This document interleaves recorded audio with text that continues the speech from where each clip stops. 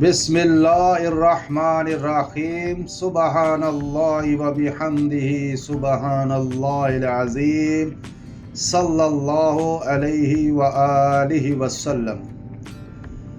ایک دن بغداد کی سرزمین پر ایک غیر مسلم رومی عالم آیا۔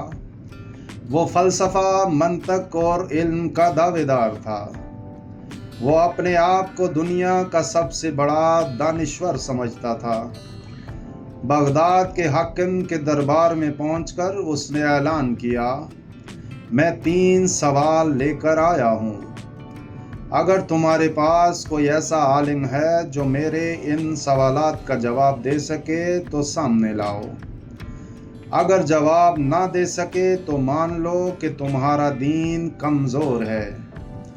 یہ سن کر بغداد کے حاکم نے تمام علماء کرام کو جمع کر لیا۔ ہر طرف سنجیدگی چھا گئی، دربار میں سکوت طاری ہو گیا۔ وہ رومی ممبر پر چڑھ کر بیٹھ گیا اور اپنے 3 سوال سب کے سامنے رکھے۔ سوال نمبر 1، بتاؤ اللہ سے پہلے کون تھا؟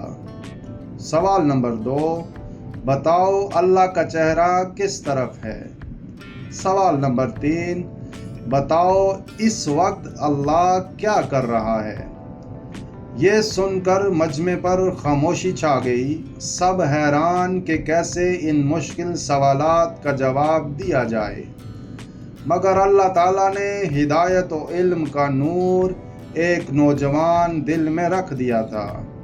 وہ تھے امام اعظم ابو حنیفہ رحمۃ اللہ علیہ۔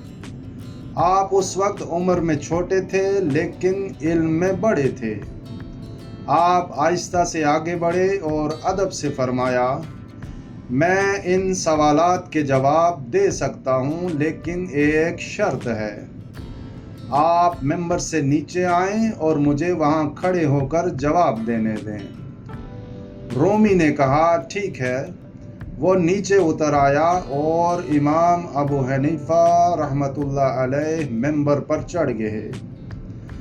رومی نے پہلا سوال دہرایا، اللہ سے پہلے کون تھا؟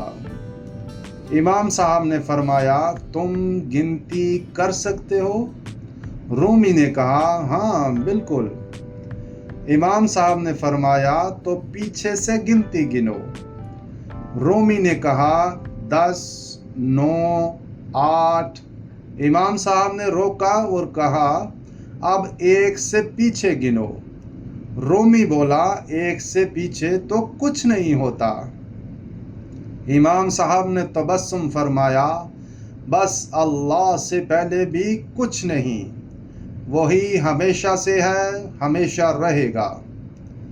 رومی تھوڑا خاموش ہوا، پھر دوسرا سوال کیا، اللہ کا رخ کس طرف ہے؟ امام ابو حنیفہ رحمۃ اللہ علیہ نے ایک شمع جلائی اور فرمایا، بتاؤ اس شمع کی روشنی کس سمت جا رہی ہے؟ رومی نے کہا، یہ تو چاروں طرف پھیل رہی ہے۔ امام صاحب نے فرمایا، بس اسی طرح اللہ تعالیٰ کا نور، اس کی قدرت، اس کی موجودگی ہر طرف ہے۔ اللہ کسی ایک سمت میں محدود نہیں، وہ ہر جگہ حاضر و ناظر ہے۔ اب رومی کے چہرے پر پسینہ آنے لگا، لیکن اس نے تیسرا سوال کر ہی دیا، اس وقت اللہ کیا کر رہا ہے؟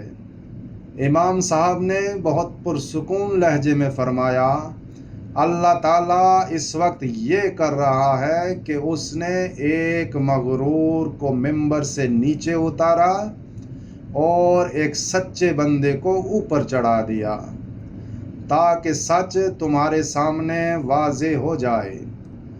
رومی یہ سن کر حیرت زدہ رہ گیا۔ وہ اپنے غرور سے شرمندہ ہوا اور سب کے سامنے سچائی کے آگے جھک گیا۔ اس کے دل میں علم کی عظمت اور اسلام کی حقانیت روشن ہو گئی۔ یہ تھے امام اعظم ابو حنیفہ رحمۃ اللہ علیہ۔ وہ شخصیت جنہیں اللہ نے بچپن ہی میں علم، فہم اور حکمت سے نوازا تھا۔ یہ واقعہ ہمیں سکھاتا ہے کہ سچ بولنے والے کو اللہ بلند کرتا ہے اور غرور والے کو نیچا دکھاتا ہے۔ اللہ کریم آپ سب کو برکت اور عافیت عطا فرمائے، آمین یا رب العالمین۔ جزاک اللہ خیر۔